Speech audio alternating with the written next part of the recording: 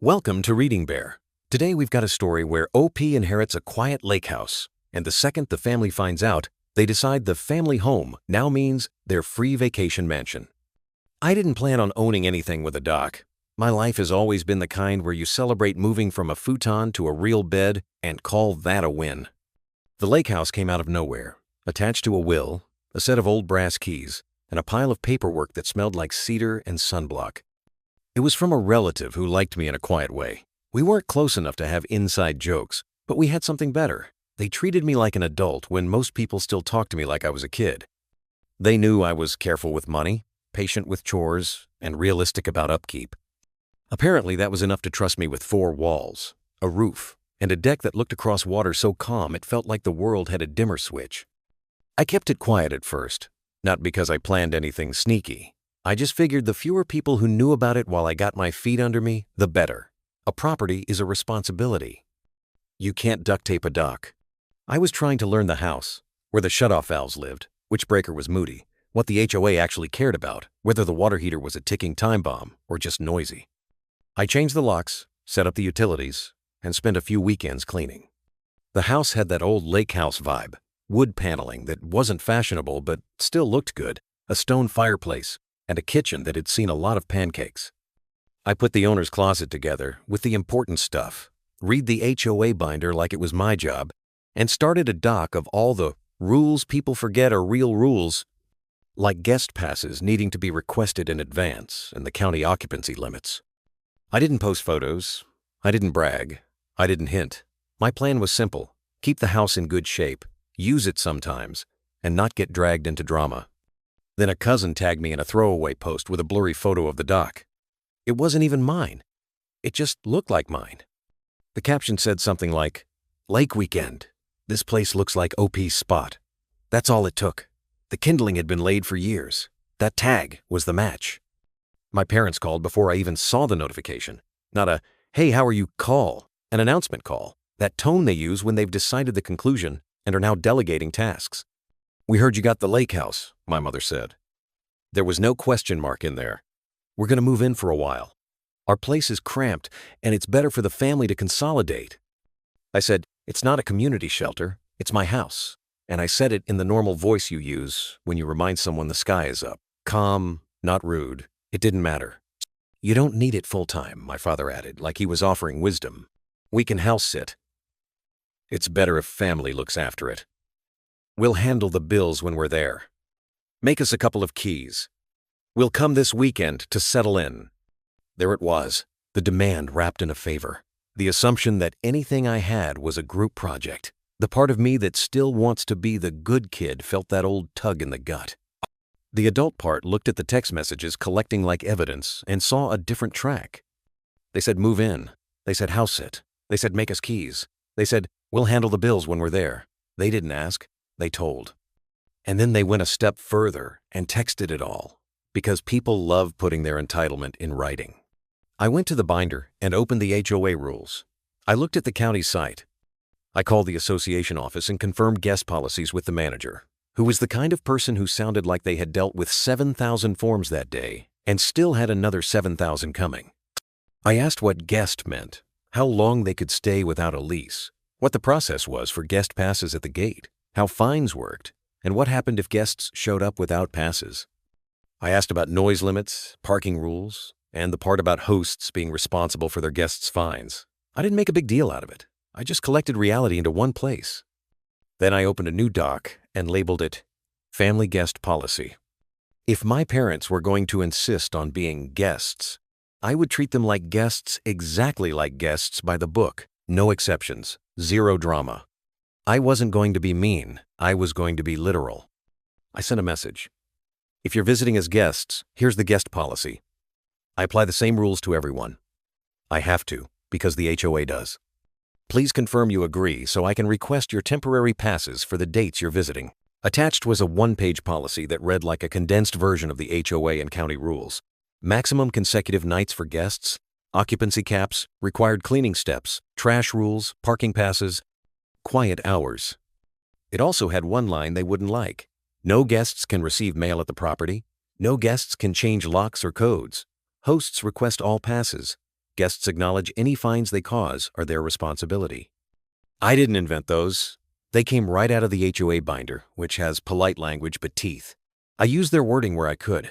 I added an owner's closet is off-limits line, another HOA gem. And because my parents had said make us a couple of keys, I made it simple. The property uses a smart lock plus a deadbolt. Guests receive a temporary code for their reserved dates. Physical keys are owner only because that's how the HOA prefers it for liability. Again, true. My phone pinged for the next hour with the kind of messages you can hear even if your ringer is off. Annoyance, mini lectures, a guilt trip about family doesn't need passes and family has rights, and then the text that set the tone. We're not guests. This is a family home. We'll be there this weekend.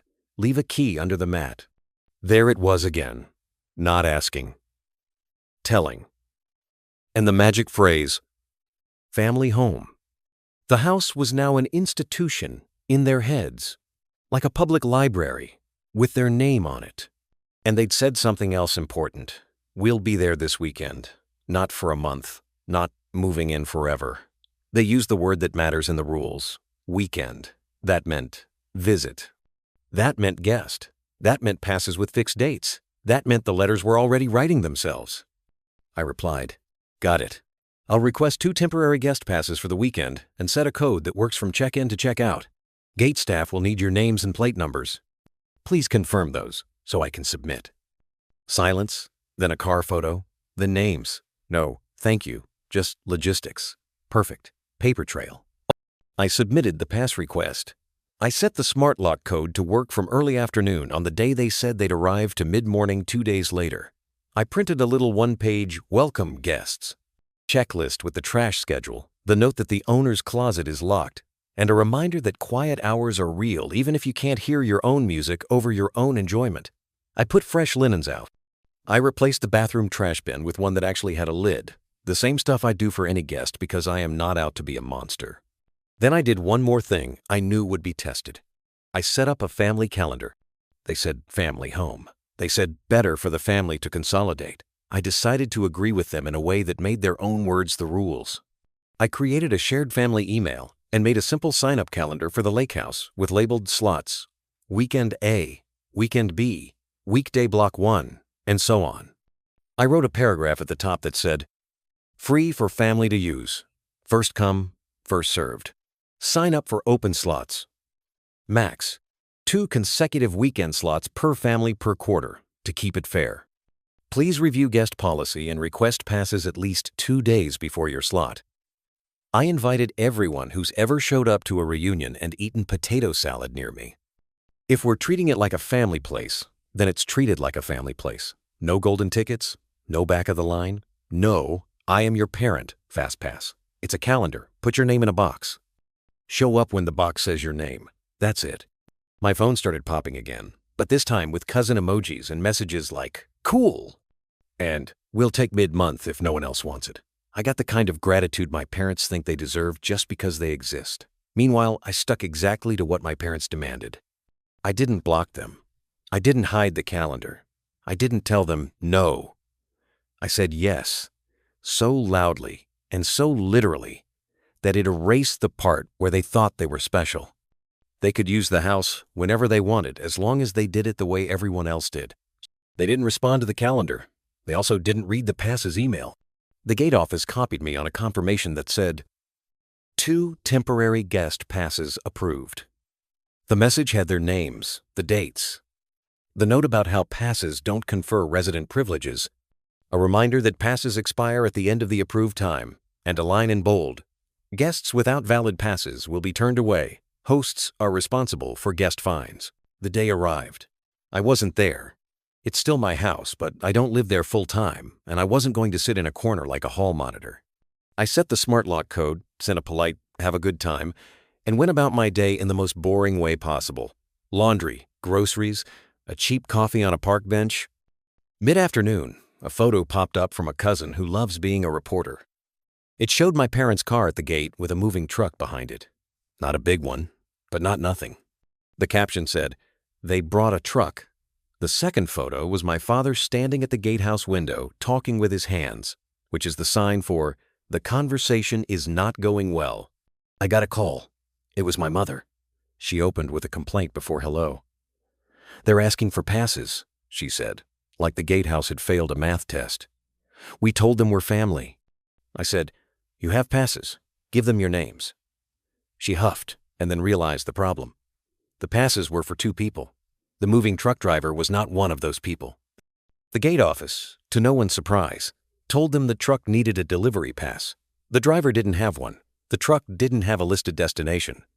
Gate staff was doing exactly what the HOA binder says they're supposed to do with a non-resident truck. Ask where it's going, verify, and if they can't, refuse. My father said, tell them to let the truck in. I said, I can't tell them to ignore their job. He told me to come down and sort it out, which is code for come down and be the person who tells them the rules so we can get around them. I repeated the line I'd been practicing. Passes are approved for you two. The truck needs a delivery pass or has to wait outside until the next business day when the office can issue one. That's the rule. They didn't like that. They pulled into the guest lot, the truck left, and I guess they decided moving in with fewer things was still moving in. They used the door code, and from the photos my cousin continued to send like a live feed. They unloaded a few suitcases, 2 boxes, a blender for some reason, and a large plant that looked like it had already given up. Then they put a white envelope in the mailbox with their names on it. That last part mattered later. For 2 days, they were the kind of guests who made the house louder. I got neighbor messages about music and a lawn chair on the dock past sunset, both things the rules say not to do. I texted reminders like, HOA said please keep the dock clear after sunset, and got replies like, we're not bothering anyone. The kind of logic that only applies when the someone is you. On the morning of the 3rd day, the smart lock code expired at the checkout time the confirmation email had stated. I didn't plan to lock anyone out with their toothbrush inside. I had set the checkout time later than the HOA's recommended time. I gave a buffer. Still, at 11-something, I got a call. The door isn't working, my mother said, which is a fun way to describe a clock doing what clocks do. I said, checkout is 11, you had 2 nights. That's the max for a single weekend slot. I can request new passes for a future date. And then I went quiet because the silence on a phone is sometimes the only thing you can use to remind someone that you will not be negotiating with a clock. They became angry, not the screaming kind yet, more like the heavy sighing and sentence fragments kind.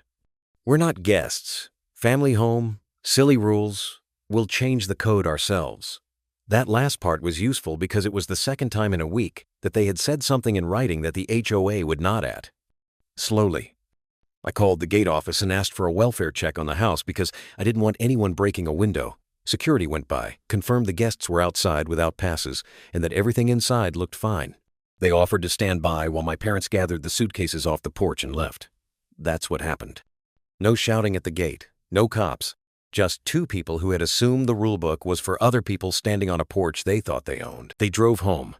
I went to the lake that evening to make sure the code still worked. The water was off, and the plant was, in fact, dead. I found the white envelope in the mailbox addressed to them, which is when I realized they had tried to receive mail at the property to create a paper trail. It was postmarked the day before.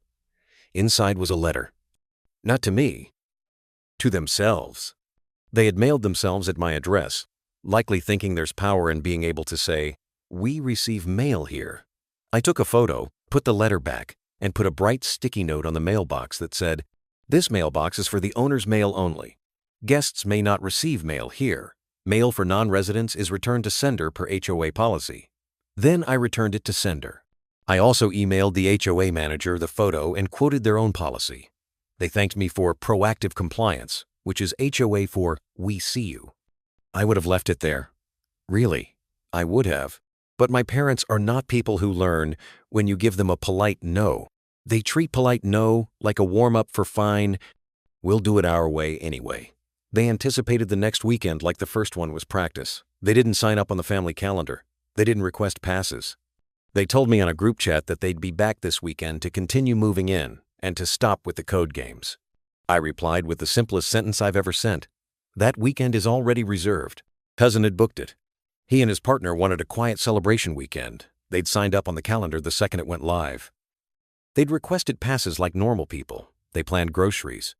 I wasn't going to override that because 2 people who didn't respect the rules thought they had seniority.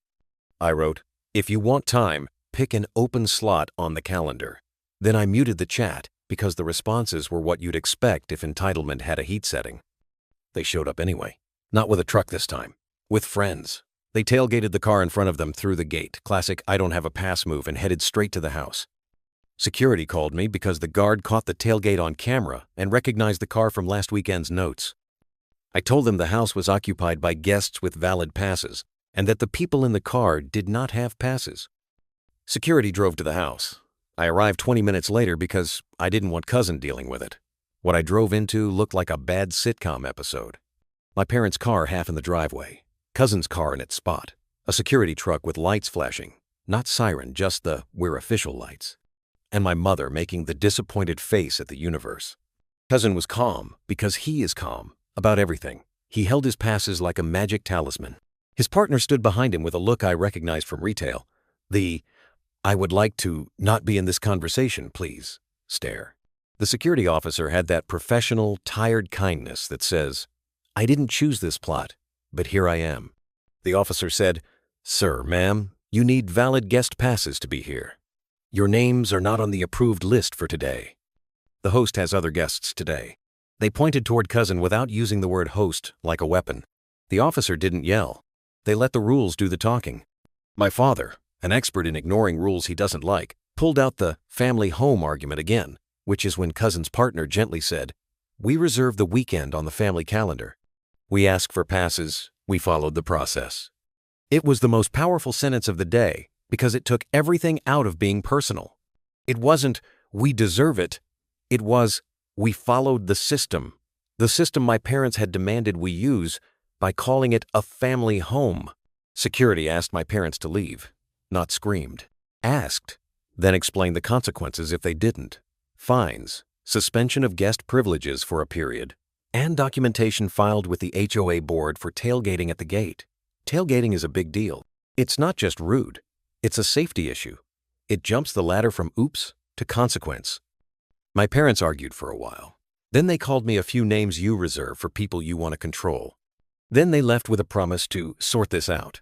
I waved and said, "Have a safe drive," because there is no sentence more infuriating to someone who wanted to fight. I thought that might be the end, but my parents aren't leave it be people. They sent a long message to the family chat accusing me of locking them out of their home and weaponizing HOA rules. The thing about family chats is that people who have been quiet for years sometimes suddenly become historians. 2 uncles and an aunt, out of nowhere, posted calm paragraphs about how a house they don't pay for isn't theirs, how guest rules exist to keep the peace, and how the calendar was the fairest thing they'd ever seen in this family. It was like watching a jury deliver a verdict without deliberation. The HOA got involved in a formal way after the tailgating incident. They sent me a courteous email with words like incident report and guest policy review. The short version, because the tailgating was captured on camera and the officer had recorded the conversation. My parents' guest privileges were suspended for a period. That meant they could not be issued passes for a year. If they tried to enter by tailgating again, it would escalate. I didn't have to ask for this. The rules did it. They had pushed a system that has procedures into doing what it does. There were fines for the tailgating and an improper parking warning. The HOA assigns those to the owner, and the owner is responsible for collecting from guests. Usually you eat small ones and move on. This time I sent an invoice to my parents for the fines, minus the discount I always apply to people I actually like. My message was 1 sentence long. "You said you'd handle the bills when you were there. Please see attached." They didn't pay. The fines came out of the money I had set aside, and I filed a small claims action for reimbursement because sometimes the most honest way to stand up for yourself is to pick a line with a file number. The filing alone got their attention. A family friend told them, "He's not playing." They sent me a check that arrived with no note, just an amount that matched the fines and costs. That check was the most satisfying piece of paper I've held. Not because of the money, because of what it meant. When they said, "We'll handle the bills when we're there," I took them literally, and the rules took me the distance. They told. I complied. The system did the backfire. I tightened a few things after that. I put a small keypad lock on the owner's closet. I added a line to the guest policy about no deliveries to the address. I started using the family calendar for real. People signed up, showed up, and left the place nicer than they found it. We had one serious moment with a cousin's dog and the no dogs on the beach sign, but honestly, if that's your worst issue for a season at a lake, you're doing fine. My parents tried a few more angles. They wanted me to give them resident stickers for the car. The HOA issues those to owners only, and they put the owner's account number on the sticker. That was a no. They suggested adding their names to something so they could use the gym. The gym is owners only. Number, they asked for a mailbox key. The mailbox is owner only and in a cluster box keyed by the post office. I directed them to the guest policy again, which, by this time, they had definitely read because they had annotated it with complaint texts like it was a high school book report. There was a family gathering at the lake toward the end of the season. Not a giant party, just a moderate gathering with people who rinse their dishes and say thank you. My parents weren't on the guest list for that day. They could have been. They just weren't.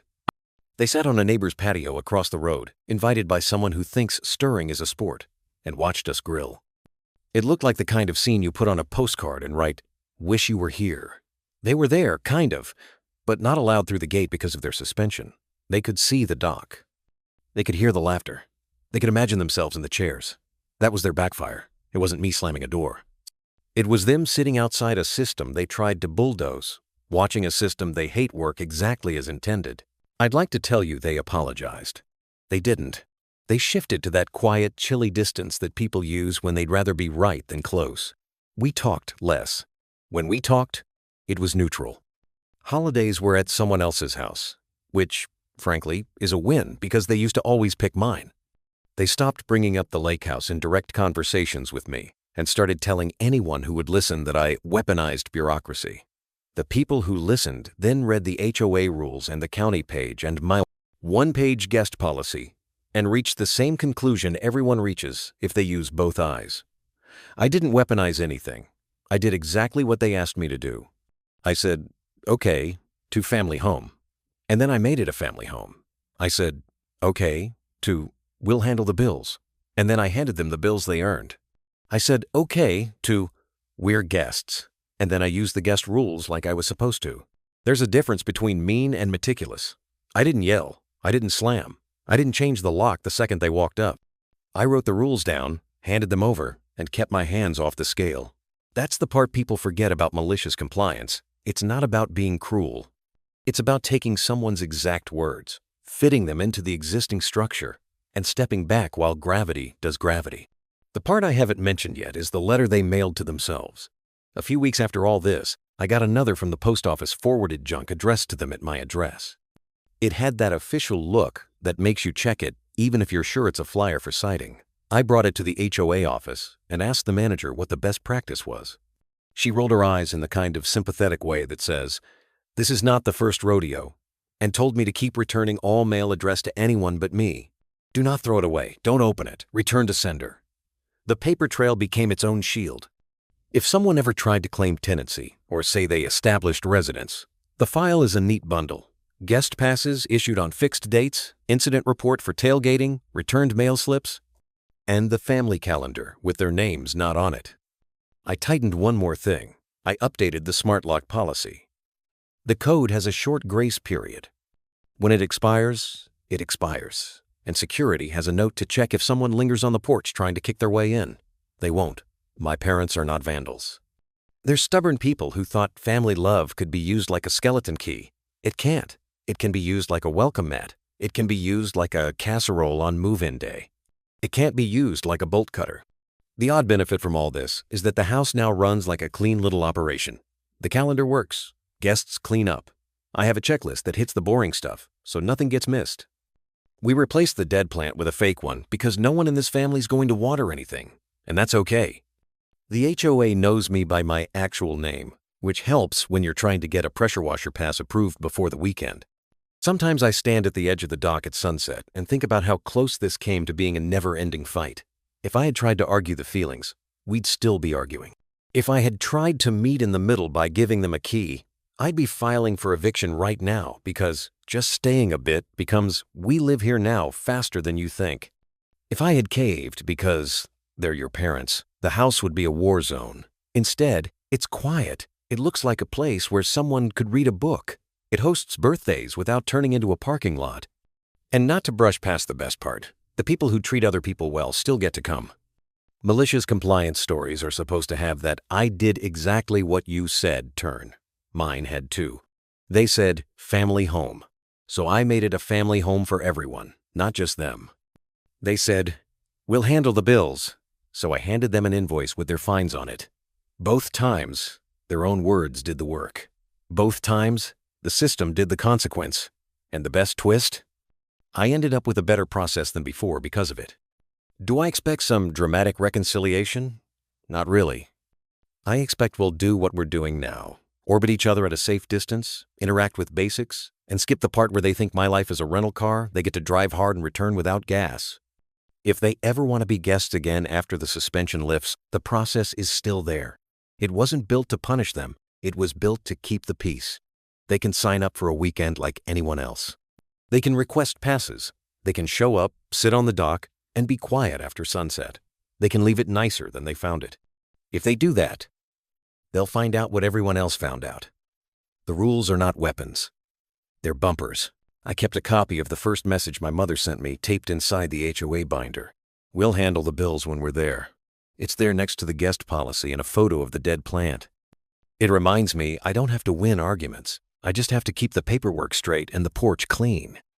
If anyone cares about the nuts and bolts side, how the guest suspension got documented, the exact language I used in the invoice, or how the calendar rules shook out after a couple of test months, I can share the breakdown. But for now, this is the short version of a long summer. I inherited a lake house. My parents tried to move in without asking. I treated them like the guests they insisted they were, and the rules did the rest. Anyway, thank you for watching. See you again tomorrow.